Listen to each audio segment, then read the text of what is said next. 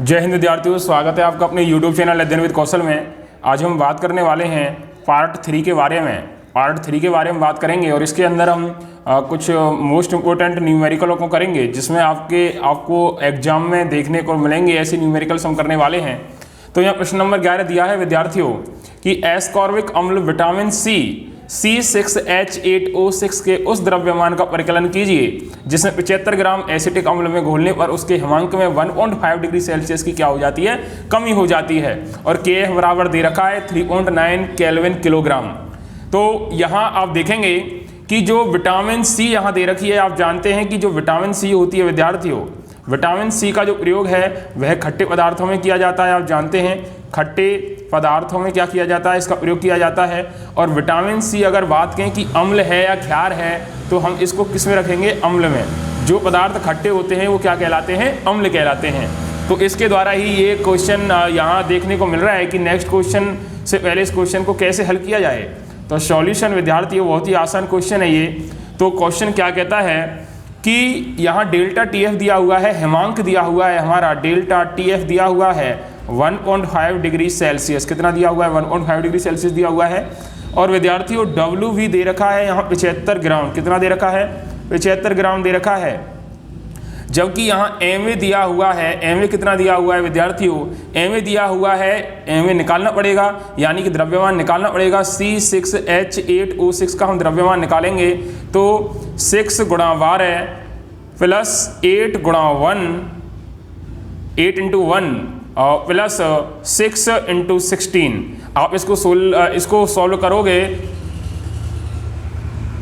12 को गुणा 6 करोगे, 8 से गुणा 1 करोगे और 16 का 6 करोगे, तो आपका आंसर आएगा 176। कितना आएगा, 176 ग्राम मोल आएगा, 176 ग्राम मोल। तो उसके बाद विद्यार्थियों आपको KF की वैल्यू दे रखी है क्वेश्चन में। तो KF की वैल्यू दे रखी है 3.9 के। कितनी दे रखी है विद्यार्थियों, 3.9 के दे रखी है। तो आपसे कहता है कि WA की वैल्यू ज्ञात कीजिए, जबकि WB की वैल्यू इसने 75 ग्राम रख दी है। तो इसका एक नॉर्मल सा फॉर्मूला होता है, और फॉर्मूला होता है कि WA बराबर होता है डेल्टा TF विद्यार्थियों गुणे में MA इंटू गुणे में WB। अपॉन में क्या आ जाएगा विद्यार्थियों, अपॉन में आ जाएगा 1000 गुणा KV। क्या आ जाएगा, 1000 गुणा KV। तो हम कह सकते हैं कि TF दिया हुआ है हमें 1.5 डिग्री सेल्सियस इंटू MA दिया है 176, जो कि C6H8O6 का भार है, गुणे में 75 हमको दिया हुआ है, उसने 75 ग्राम दिया हुआ है। तो बटे में क्या करेंगे, 1000 गुणा KV का दिया हुआ है उसने हमें 3.9। कितना दिया है विद्यार्थियों, 3.9। आप इसको सॉल्व करोगे तो आपका आंसर अप्रोक्सीमेट आएगा 5.08 ग्राम। कितना आएगा विद्यार्थियों, 5.08 ग्राम आपका आंसर आ जाएगा। तो बहुत ही सरल क्वेश्चन है। गुणा भाग करेंगे थोड़ा लंबा हो जाएगा, और ब्लैक बोर्ड भी इतना बड़ा नहीं है कि यहाँ किया जा सके, तो छोटा सा गुणा आप कर सकते हैं। करने का जो तरीका है मैंने आपको बता दिया है, इसी तरह से करेंगे। और बहुत ही विद्यार्थियों ये बहुत ही नॉर्मल क्वेश्चन होते हैं, कोई भी इन क्वेश्चन को कर सकता है। बहुत ही नॉर्मल क्वेश्चन है, आप इन्हें करके देखेंगे तो बहुत अच्छी तरह से क्वेश्चन हो जाते हैं। नेक्स्ट क्वेश्चन देखते हैं विद्यार्थियों। क्वेश्चन दे रखा है कि द्रव्यमान की दृष्टि से 25% विलयन के 300 ग्राम एवं 40% विलयन के 400 ग्राम दे रखे हैं। कितने दे रखे हैं विद्यार्थियों, 400 ग्राम दे रखे हैं। तो क्वेश्चन करने का एक तरीका है कि सबसे पहले आप विलेय और विलायक को देखिए कि क्या दे रखा है आपको। तो हम देखेंगे 25% के लिए देखेंगे तो 25% के लिख देते हैं 300 ग्राम। विलयन में विलेय की मात्रा 300, 25% विलयन में विलेय की क्या देखनी है विद्यार्थियों, मात्रा देखनी है।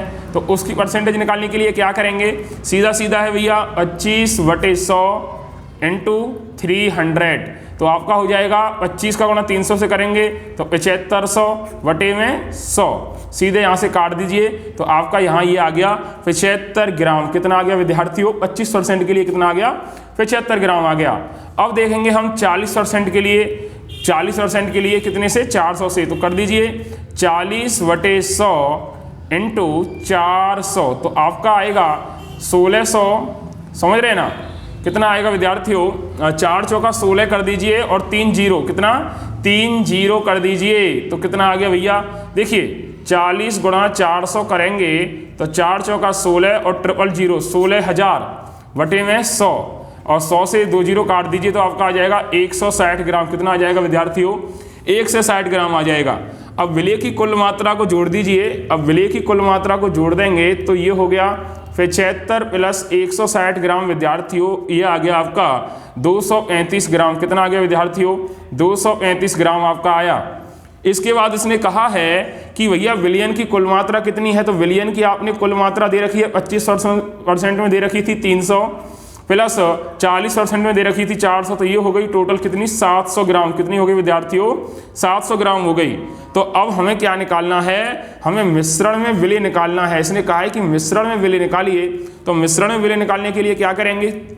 235 आया था हमारा विलय को, दोनों विलयों को जोड़कर, तो 235 बटे कितना आएगा यहाँ? 700 इंटू 100। कितना आएगा? 700 इंटू 100 आएगा।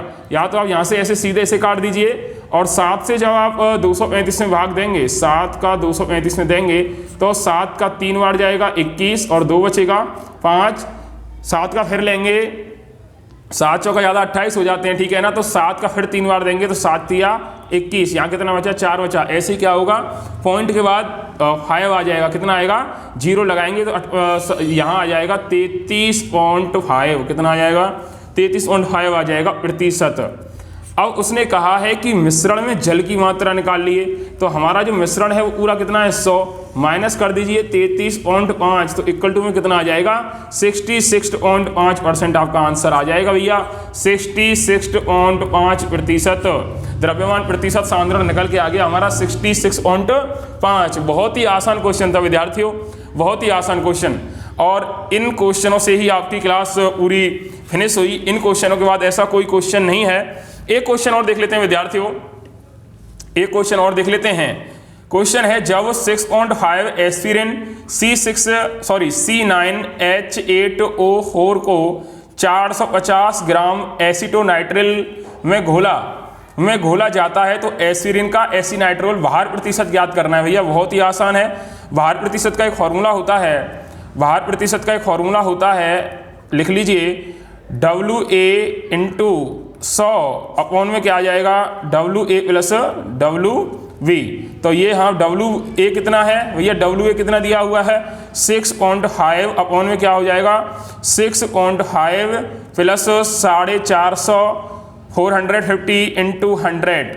आप जब इसे सॉल्व करोगे, इन दोनों को आप सॉल्व करोगे तो आपका आंसर लगभग आएगा 1.424%। कितना आएगा विद्यार्थियों? 1.424% आपका भार प्रतिशत निकल के आ जाएगा। छोटा सा क्वेश्चन एग्जाम में आ जाता, परेशान हो जाते, इसलिए छोटा सा क्वेश्चन है, आप कर सकते हैं और बहुत ही अच्छी तरीके से आप इसका हल निकाल के एग्जाम में नंबर पा सकते हैं। ये ज़्यादातर विद्यार्थी 6 नंबर में आता है।